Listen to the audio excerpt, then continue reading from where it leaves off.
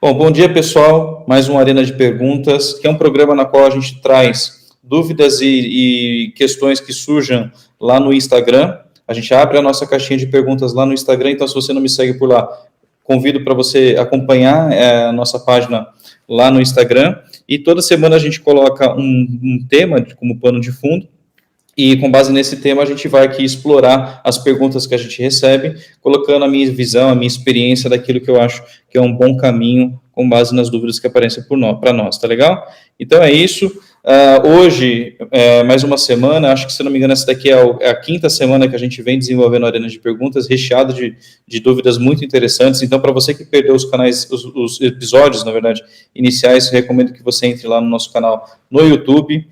No Instagram também a gente procura postar por lá, mas no YouTube já tem toda uma playlist bonitinha para você acompanhar desde o primeiro tema até este aqui que a gente vai estar executando essa semana.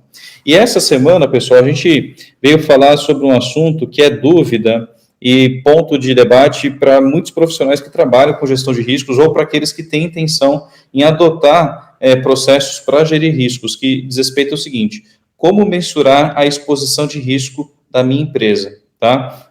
Então, esse é um recado que eu dou aqui para todo dono ou dona de empresas que estão aí de 3 a 100 funcionários, de pequenas e médias empresas que estão com a necessidade de organizar a empresa, com a necessidade de estabelecer uma governança mais interessante, uma governança que ajude você a pensar em sustentar e bem como crescer o seu negócio.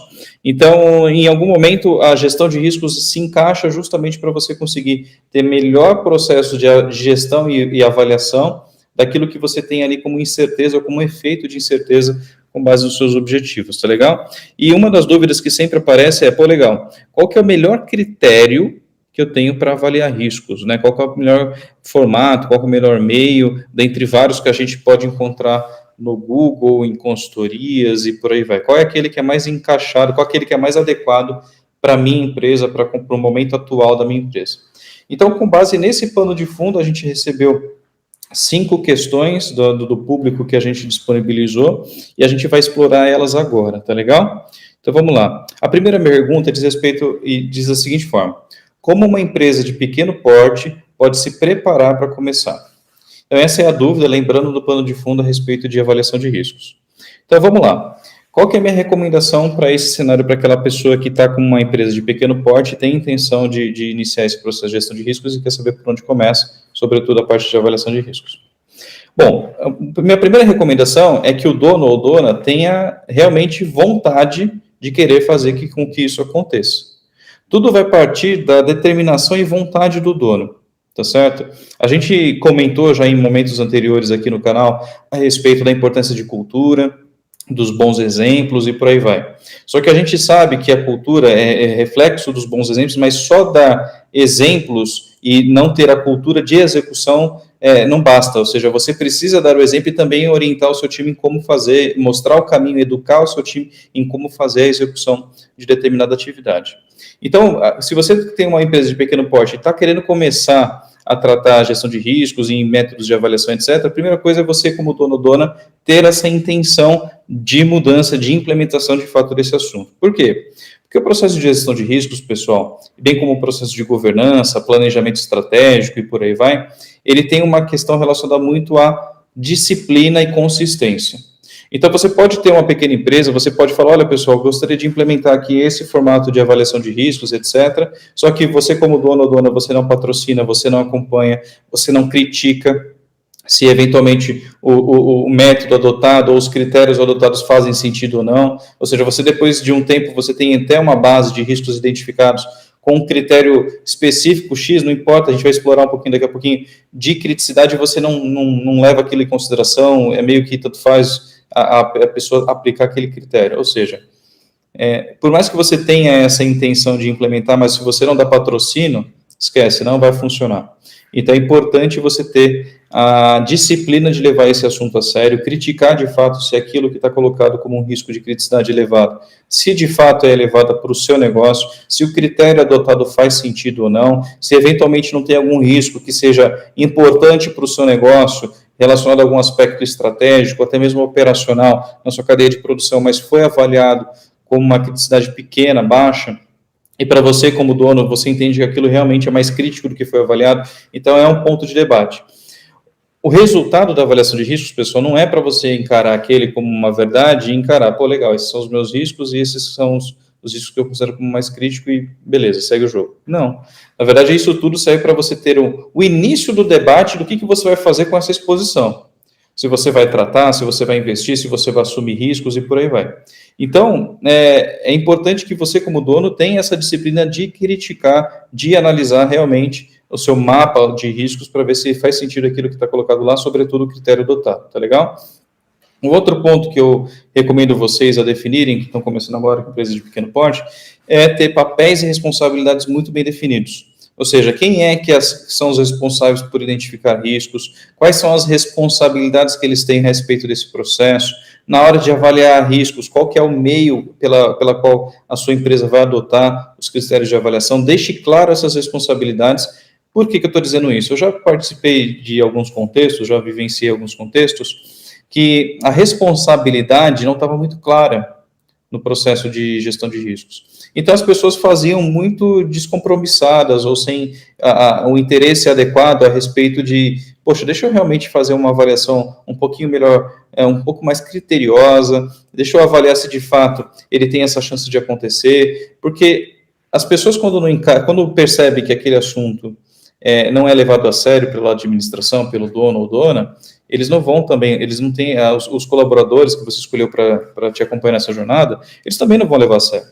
Então, eles vão fazer meio que pro forma, ou seja, faz porque tem que fazer e coloca dentro de um critério para não ter uma exposição muito alta, porque eu não quero chamar atenção, coloca dentro de uma exposição mediana, para dizer que também não é tão baixa, ou seja, as pessoas vão tentar calibrar a avaliação de riscos para não terem mais debates, conversas difíceis quando às vezes é necessário sim conversas difíceis a respeito de ajustar operacionalmente a tua empresa, de avaliar se a estratégia que você está adotando está adequada, enfim. Então é importante que você tenha clareza e divulgue de maneira transparente a responsabilidade de quem estiver envolvido nisso a respeito de uma avaliação que não considere os melhores critérios e não leve isso a sério, tá legal? Por fim, eu recomendo você adotar alguns critérios de avaliação. Por quê? E a gente tem uma outra pergunta que mais adiante eu vou responder, que é quais são os fatores ou os critérios ou os pilares que eu recomendo para fazer a avaliação de riscos. Tem uma pergunta que tem relação com isso. Então, mas voltando aqui à primeira, que é para empresa de pequeno porte, adote um critério. Lá no canal a gente fala de alguns critérios, eu tenho um vídeo específico para avaliação de riscos que eu recomendo que você dê uma olhada, que diz lá, como que você avalia a chance daquele evento acontecer. Então, você identificou um potencial risco. Legal. Você vai avaliar qual é a chance, qual é a probabilidade daquele evento acontecer, mesmo numa avaliação qualitativa, mesmo qualitativa já é um ponto de partida, tá? E depois você faz uma outra avaliação, tá, legal, caso aconteça, qual é o impacto que eu tenho dentro do meu negócio. E o impacto pode ser você de uma perspectiva financeira, se você eventualmente tiver uma perda, uma multa correlacionada diretamente a esse evento, se você vai ter um impacto reputacional, se você vai ter um impacto estratégico, ou seja, isso eventualmente pode colocar sua estratégia em risco, se você vai ter algum impacto operacional, ou seja, não, o impacto financeiro não é tão claro, mas você vai ter o risco de ter muitas pessoas tendo que trabalhar em hora extra, tendo que contornar um evento que eventualmente possa acontecer na sua cadeia produtiva. Então, adotem alguns critérios. Então, fazer um processo de avaliação de riscos sem um critério, sem uma régua de riscos, você vai ter grande dificuldade depois de você avaliar. Legal. O que é alto, o que é crítico, o que é médio, o que é baixo. Então, estabeleça alguns critérios e mais adiante a gente vai falar um pouquinho sobre esses critérios com base em outra pergunta que surgiu, tá legal? Então é isso. Então, para quem tem empresa de pequeno porte e quer se estruturar para começar nesse assunto, então, primeiro, é querer fazer acontecer, definir muito claro papéis e responsabilidades, ter disciplina e consistência nesse processo de avaliação e crítica e debate a respeito da exposição que foi encontrada e, sobretudo, definir critérios para fazer essa avaliação, tá legal? Então, essa é a minha primeira resposta para a pergunta que a gente recebeu no Arena de Perguntas lá no Instagram. Tá legal? Então, vamos lá. Segunda pergunta. Essa daqui é uma pergunta muito boa, inclusive. Qual é a melhor opção de matriz de riscos? 3x3, 4x4 ou 5x5? A matriz de risco, pessoal, só para esclarecer aqui quem está vendo aqui a gente ao vivo, diz respeito àquele quadrinho que de um lado você tem qual é o impacto e no outro vértice você tem qual é a probabilidade disso acontecer. Então, é o mapa de calor, ou seja, que você vai ver os riscos que no fim do dia são mais altos, são mais baixos, a criticidade e por aí vai. E a dúvida é justamente em dizer, poxa, qual que é a melhor forma de representação, 3x3, 4x4 ou 5x5? Quando você fala 3x3, você diz respeito a 3 possíveis exposições de impacto e 3 possíveis exposições de probabilidade e vulnerabilidade daquilo acontecer. Ou seja, baixo, médio e alto, por exemplo, e a chance de acontecer da mesma forma. Baixa, média e alta probabilidade de acontecer. E aí você tem um quadrante lá que vai determinar a posição dos seus riscos. E acho que a 3x3, isso, na verdade, qual é a melhor, né? Respondo de maneira direta. Depende da maturidade da sua empresa. Eu costumo dizer que o processo de avaliação de riscos é melhor ter do que o perfeito. É melhor feito do que perfeito, né? Então, se você está começando agora e você acredita que para o processo inicial, a primeira rodada, o primeiro processo, o primeiro ciclo de identificação e avaliação é mais fácil as pessoas entenderem numa avaliação entre 3 opções, baixo, médio, alto, comece por essa. Não tem nada de errado com relação a esse tipo de matriz. Eu acho que ela tem limitações à medida que a sua maturidade começa a aumentar. À medida que a sua maturidade exige um pouquinho, uma qualidade melhor de refinamento na hora de você classificar se um risco é mais crítico do que o outro, tá? Mas se você está começando agora e acredita que esse processo é o mais adequado, a gente vai colocar aqui um exemplo para depois do vídeo editado, a gente vai colocar esse exemplo, uma matriz 3x3, comece por essa, talvez, se você achar que é mais fácil das pessoas entenderem e conseguirem ponderar qual é o nível de exposição que elas acreditam que aquele risco possui, tá legal? Por que eu estou falando isso? Porque na maior parte das vezes, na maior parte de maneira esmagadora, inclusive, para quem está com uma empresa de pequena ou média empresa e está começando agora esse processo, a avaliação de riscos tende a ter um peso qualitativo muito grande. O que é qualitativo? É as pessoas julgar, com base na sua própria experiência, qual é o nível de exposição daquele risco. Entendeu? Então, vai depender muito da pessoa na qual você tem dentro do seu time, da pessoa na qual você está questionando sobre a chance daquele evento acontecer e qual é o impacto caso eventualmente ele aconteça. Então, se você acredita que a adaptação do seu time vai ser mais rápida numa matriz 3x3, então comece por ela. Tá legal? Qual que é meu nível de crítica a respeito dessa matriz e não recomendo para uma empresa que já está com um nível de maturidade um pouco mais avançado? Porque já teve uma situação, pessoal, em especial no passado, que eu passei por uma empresa que tinha essa matriz, 3x3. E aí, o que eu percebi quando eu comecei a avaliar as concentrações de riscos? Eu via que tinha alguns em risco baixo, uma concentração gigantesca em risco médio e quase nada ou nada em risco alto. E aí eu comecei a questionar, nossa, a gente não tem nenhum tipo de exposição alta, será mesmo que nos nossos processos eles estão com um nível de conforto adequado com relação a controles e por aí vai? E aí qual que foi a justificativa que foi me dada naquela época? Olha, aqui o alto a gente considera só aquilo que pode quebrar a empresa, só aquilo que pode realmente colocar em risco a continuidade da empresa. E eu falei, tá bom, é um critério. O baixo é aquilo que a gente acredita como oportunidade de melhoria, algo não tão crítico, se não fizer não tem problema. Eu falei, legal, e o médio? Aí ele falou, o médio é o resto. Então, o que significa dizer? Se você tem uma matriz 3x3, as pessoas vão ter a tendência a dizer que o seu risco, por definição, é médio. Por quê? Porque ele não vai querer se expor e dizer que o risco dele vai quebrar a empresa, ele vai receber críticas, ele também não vai querer dizer que é muito baixo, senão ele não vai ganhar prioridade, ou seja, coloca tudo no meio do caminho.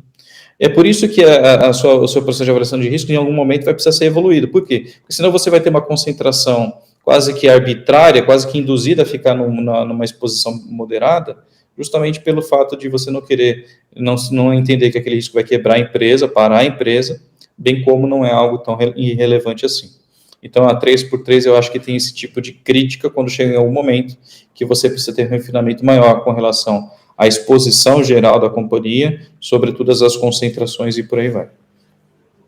E aí, então, esse é meu ponto de crítica da 3x3, mas de novo, se você está começando agora e você acredita que isso é mais fácil de interpretar e adaptar num processo numa jornada de evolução, pode começar por ela que não tem problema nenhum. Só vejo críticas à medida que você chega a um ponto de maturidade e pode ter esses problemas, uma concentração muito alta no meio do caminho, justamente pelas pessoas nunca querer estar no alto e muito menos no baixo, tá? Muito bem. Falando sobre a 5x5 antes de chegar na 4x4, tá? A 5x5 é interessante, por quê? Porque ela tem 5 possibilidades de vulnerabilidade e 5 possibilidades de impacto. A gente está colocando aqui uma visão, um exemplo dessa matriz 5x5. É uma matriz que funciona? Sim, como a 3x3 também funciona, depende muito do nível de maturidade. A 5x5, ou mais do que isso, eu acho que a gente já está chegando num ponto extremo como eu posso dizer, de refinamento, de quebras de níveis de exposição, para uma abordagem que, na maior parte das vezes, é qualitativa. Ou seja, o que significa dizer isso? Ou seja, você tem 5 possibilidades, é o muito baixo, ou quase que irrelevante, aí você tem o baixo, médio, alto e crítico. Aí fecha as 5 opções. O que eu costumo dizer? Aquilo que é muito baixo, qual que é a diferença por baixo? Né? Ou seja, o baixo já tem uma definição que não é algo relevante para a companhia, tem impacto baixo. Agora, o muito baixo é mais insignificante ainda. Por que eu estou fazendo esse ponto? Porque esse é o tipo de exposição, o tipo de área de exposição de risco, que provavelmente não vai ter nada lá. Tá? Então, para que você vai direcionar esforços em estressar o seu público interno, em considerar essa possibilidade, sendo que às vezes nem é utilizado? Isso não significa que, se você tiver uma abordagem quantitativa, ou seja, você tem formas de você calcular, você tem histórico de dados e você tem formas de calcular a probabilidade daquilo acontecer com base em eventos passados, tá certo? Aí tudo bem, você pode até quebrar em mais ranges, né, numa probabilidade de 1% até 100% de chance de acontecer. Você tem 100 ranges possíveis aqui, evidentemente você pode dividir isso em 5.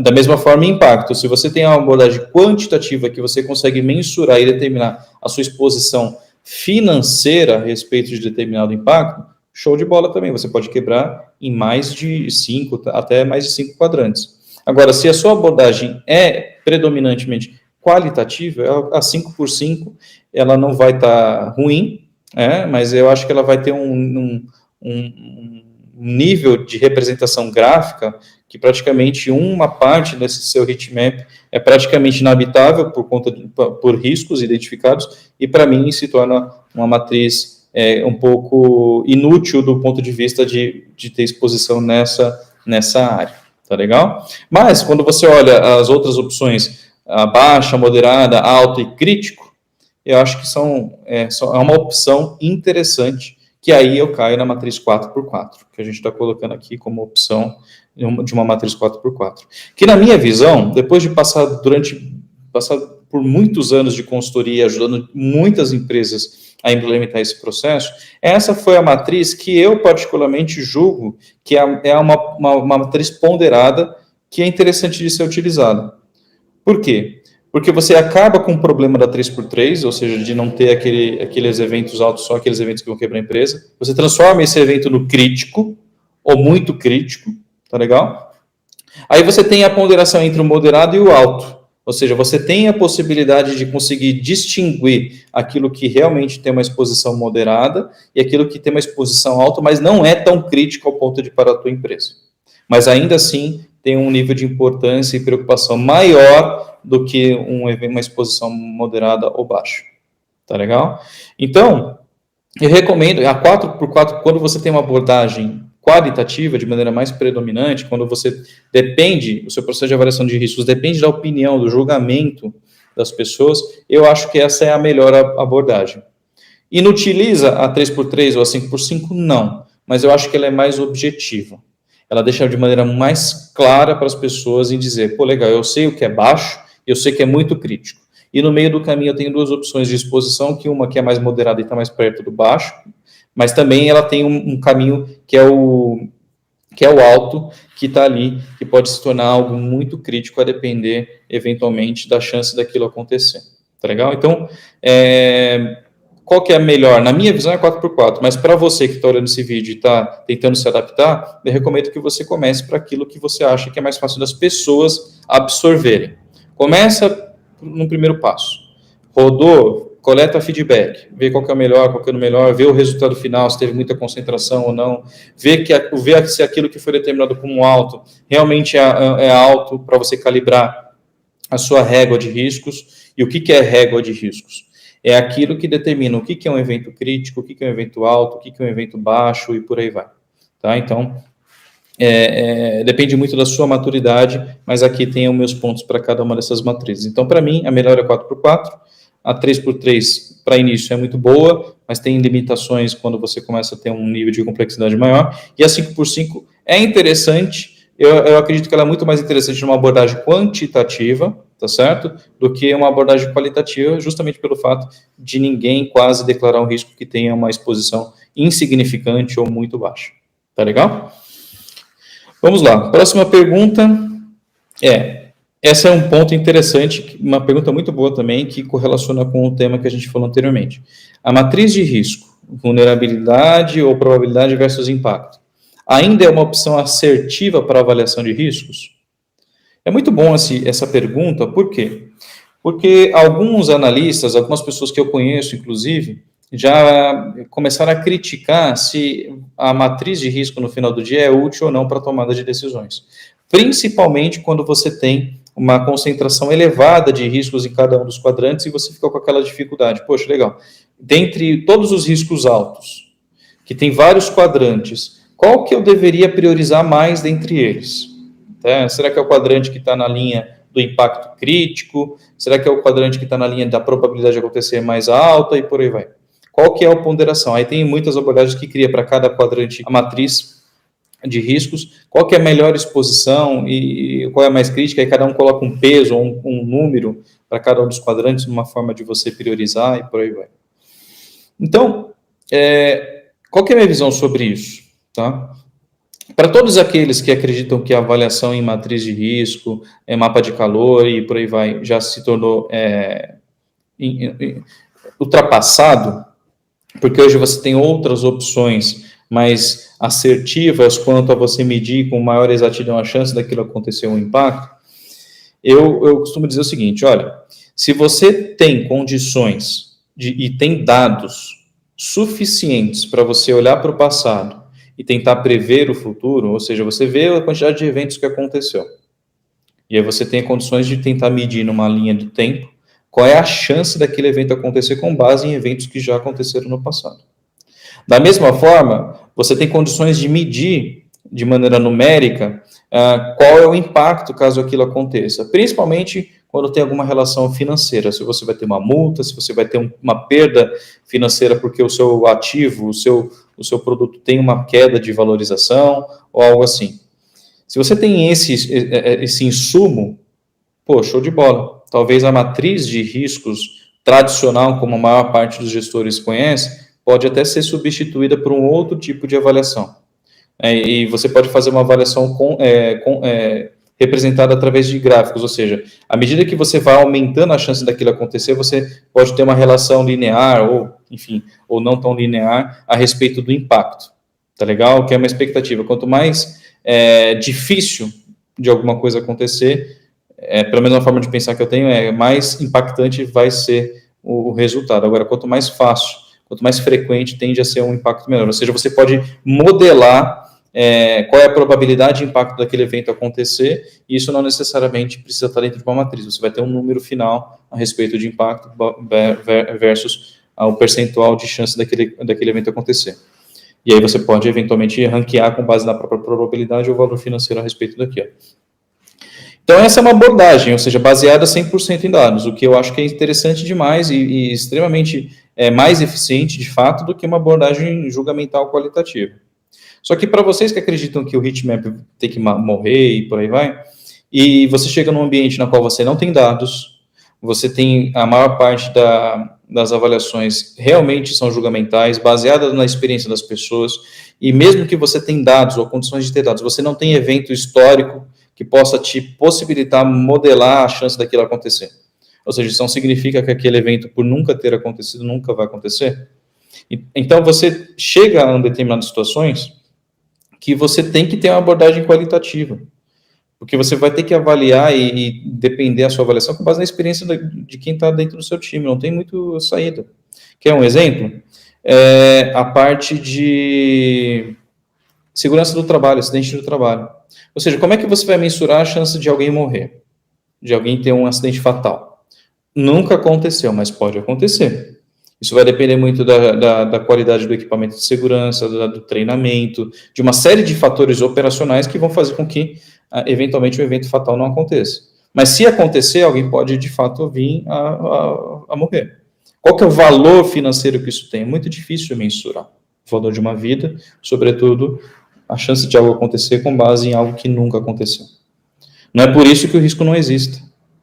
Então, você tem que adotar uma abordagem qualitativa e critérios para isso, baseado, sim, na experiência das pessoas que estão ali para julgar. Tá legal? Então, eu costumo dizer que o heat map, a matriz de risco, né, que é a relação entre probabilidade e impacto, ela ainda é interessante, sim, porque não temos ainda densidade suficiente para ter a maioria dos cenários possíveis de serem misturados em dados. Agora, a gente está migrando para o mundo digital cada vez mais imerso nesse mundo digital. A gente tem condições de ter dados para a gente conseguir fazer essas avaliações. Mas arrisco a dizer que ainda, em alguns momentos, a avaliação qualitativa baseada em julgamento, numa régua de riscos que a pessoa vai lá e determina com base na experiência dela a exposição de riscos, ainda vai ser presente e acredito que vai ser presente durante muito tempo. Tá legal? Porque vai ter eventos que algumas empresas ou não vivenciaram ou não têm condições de mensurar baseado em dados, mas tem condições de avaliar aquele risco baseado na experiência das pessoas que estão ali formando o time. Tá legal? Então, a minha resposta para isso, se a matriz ainda é uma matriz de risco, ainda é uma avaliação, uma opção assertiva de avaliar riscos, minha resposta é sim, na minha visão, sim.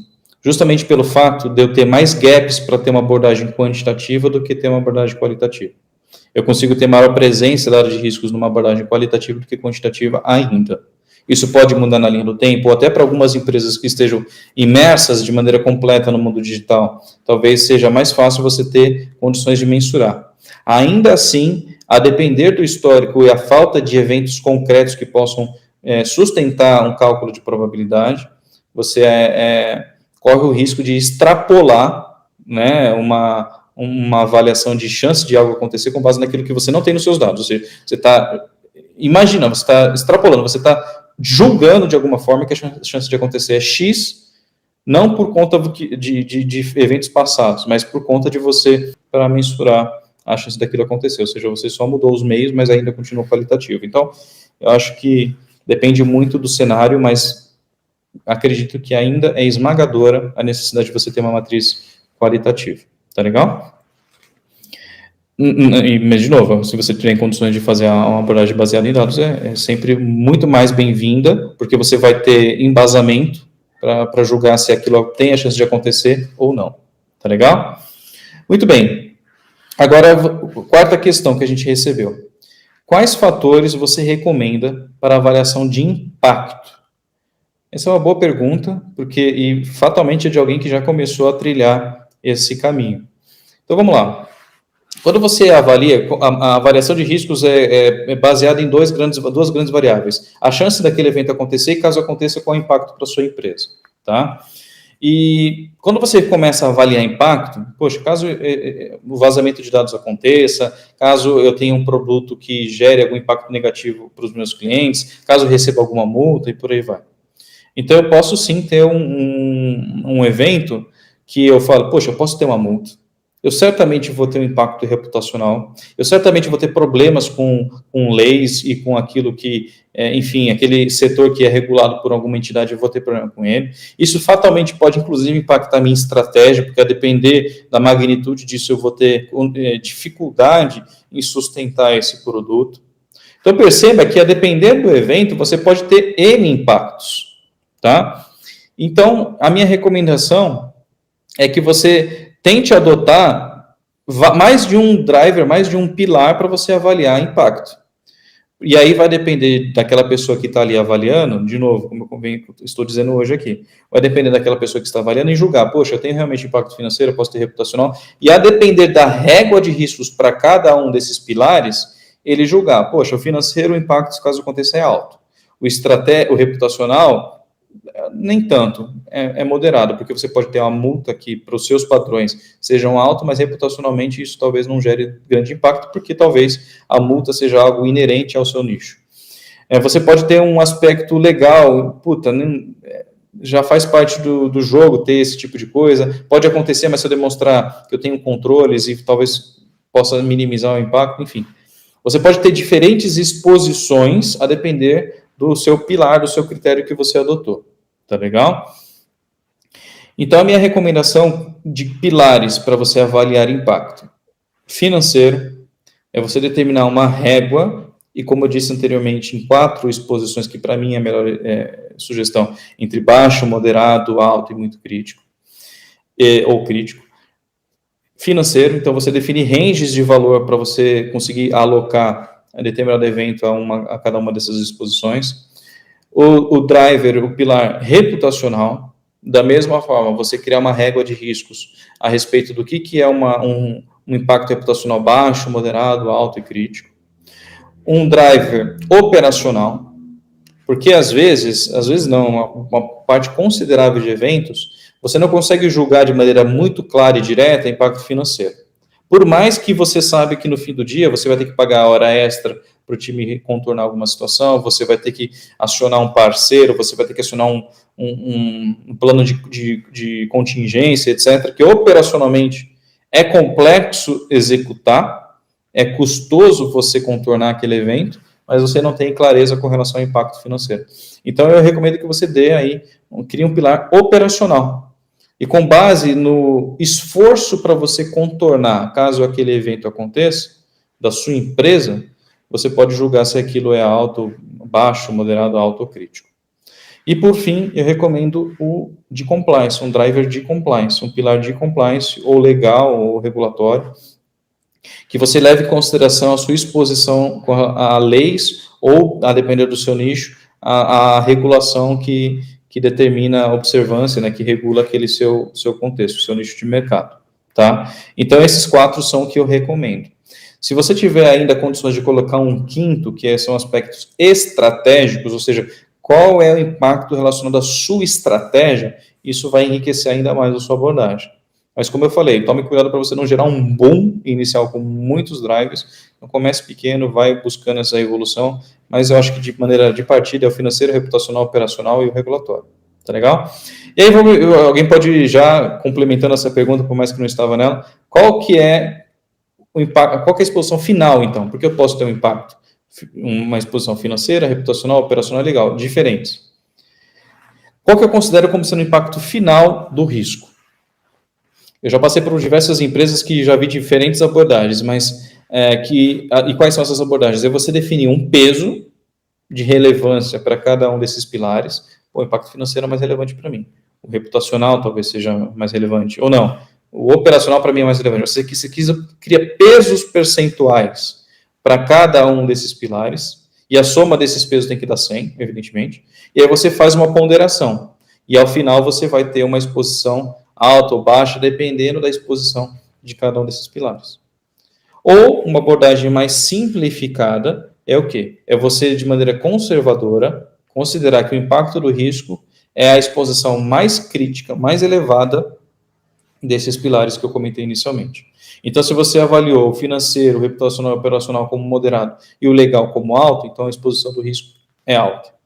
Ou ao contrário, o financeiro é muito crítico e todos os outros não são tão críticos, então considera que o risco no limite tem uma exposição de impacto crítica.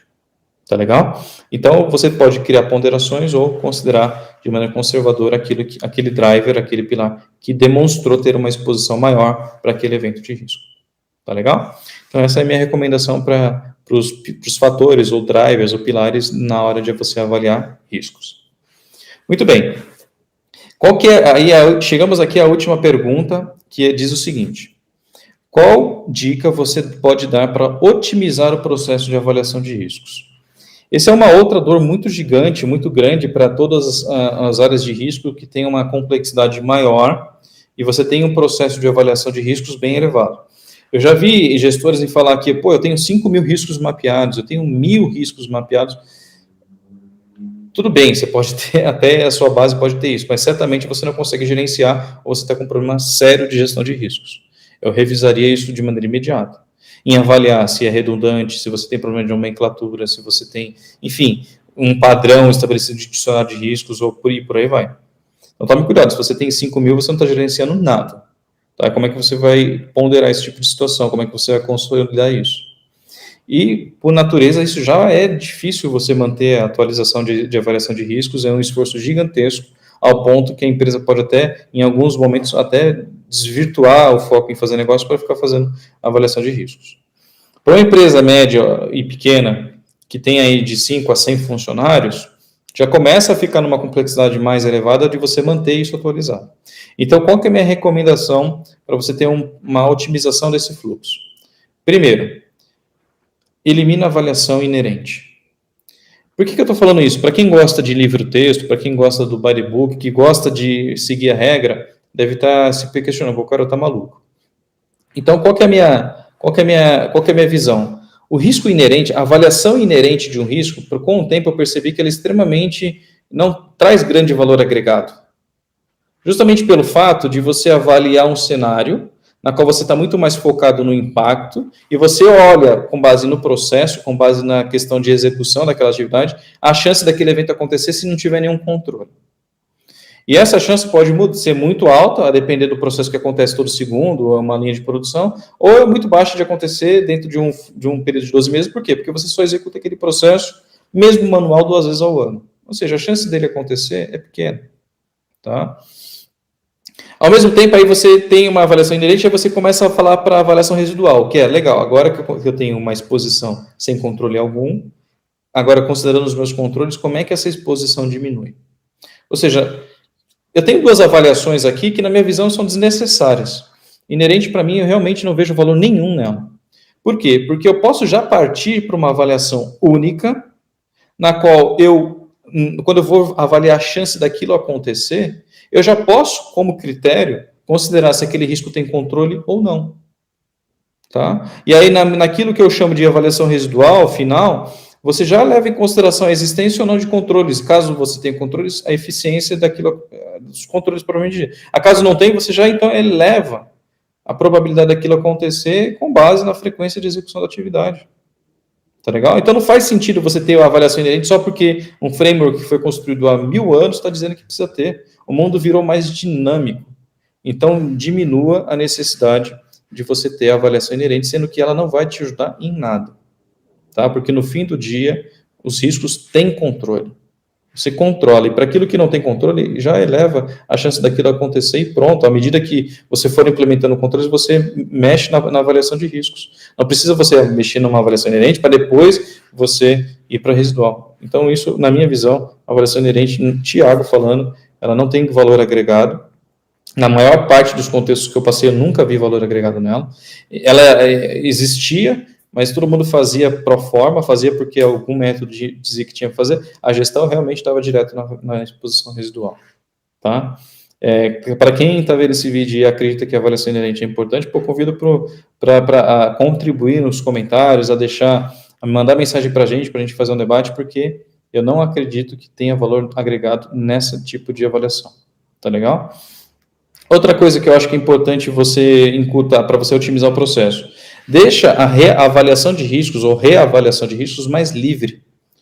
Deixa o gestor ter a liberdade de reavaliar quando ele achar que deve avaliar. Evidentemente, você determina datas limites, ou seja, para você estabelecer recorrência, para a sua governança acontecer, olha, todo semestre a gente precisa avaliar, ou todo ano a gente precisa avaliar, mas o gestor, à medida que tiver aquela diligência melhor, aquela preocupação melhor do que os demais, ele pode avaliar a qualquer momento, quantas vezes ele quiser.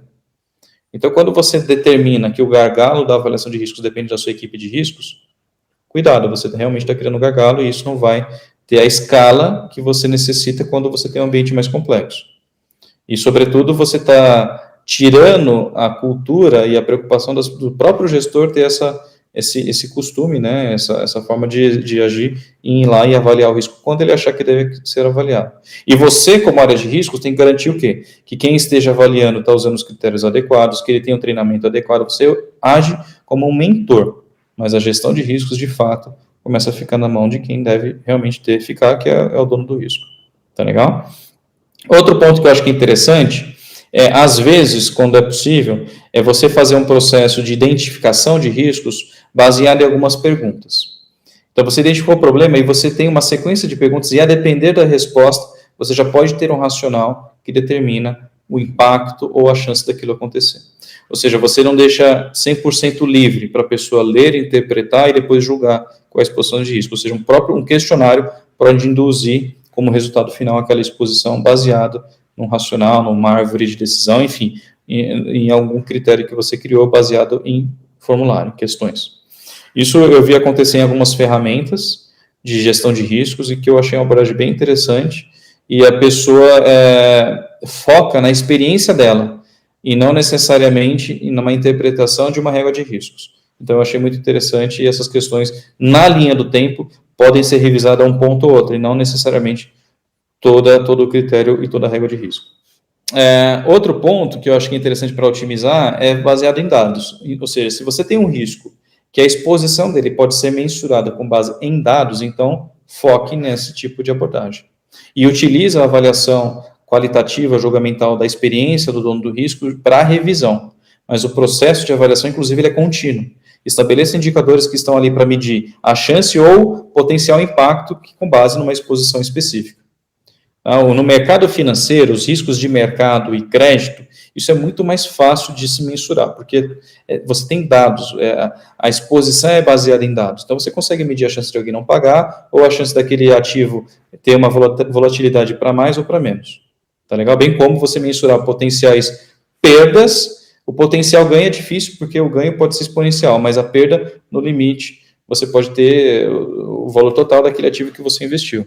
Então, a mensuração de perda, você consegue ter maior facilidade no risco de mercado de crédito. Agora, no risco operacional, aí vai, como eu disse inicialmente, vai depender muito da densidade dos dados que você tem à sua disposição.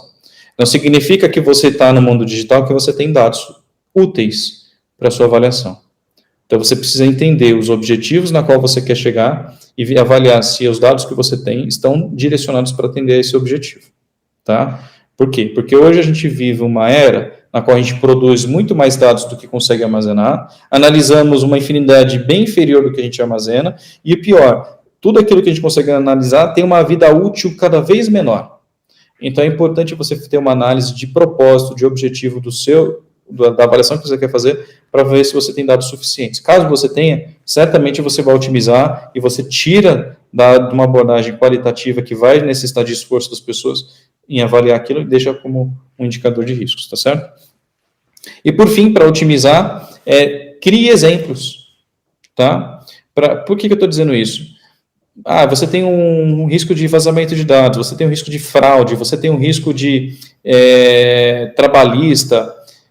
Crie exemplos e explique esses exemplos para os seus gestores, para as pessoas que fazem para a sua empresa, para eles entenderem, entendi. Quando você está falando de um risco de fraude, você está falando, entendi, ficou mais claro. Imaginar esse cenário e avaliar se isso é presente ou não dentro da minha área, dentro do meu processo. Por que eu estou falando da importância de exemplos? Porque senão cada um vai ter realmente a chance de ter um julgamento completamente particular e baseado na própria experiência. Ou seja, se você perguntar para uma pessoa extremamente experiente sobre a chance de determinado evento acontecer, ou quais são os eventos que podem acontecer que prejudiquem atingir o objetivo, se é uma pessoa experiente, ele vai dar no detalhe. Puxa, isso pode acontecer assim, assado, e já vi acontecer inúmeras vezes, ou quando eu vi acontecer, o impacto foi X, então é preocupante ou não, e por aí vai. Ou seja, a experiência de vida dele, profissional ou até pessoal, vai dar um melhor embasamento com relação à avaliação. Agora, você pega uma pessoa nova de empresa, que veio de outras culturas, até tecnicamente começou a trabalhar há pouco tempo. Ou seja, ela vai ter uma visão extremamente superficial sobre a avaliação de risco, porque ele nunca viveu um cenário real daquele risco se materializando, ele não sabe, eventualmente, qual é a chance de acontecer, porque ele não conhece o processo profundamente. Ou seja, perceba que o achômetro, né? Ou seja, a percepção e o julgamento dele qualitativo vai ser cada vez mais perto de uma opinião abstrata e não necessariamente calibrada de maneira mais adequada para o seu contexto. Tá legal? Então, com os exemplos, ajuda as pessoas a entenderem o cenário que você está tentando questionar ela, se é possível ou não acontecer. Tá legal? Então é isso, pessoal. Essas foram as perguntas que a gente recebeu lá no Instagram. Então, se você não me segue por lá, recomendo que siga para a gente conseguir para você ter a chance de colocar aqui questões como essas que a gente explorou aqui a respeito de um pano de fundo que a gente toda semana vai trazer para cá. É isso, um grande abraço, foi um prazer.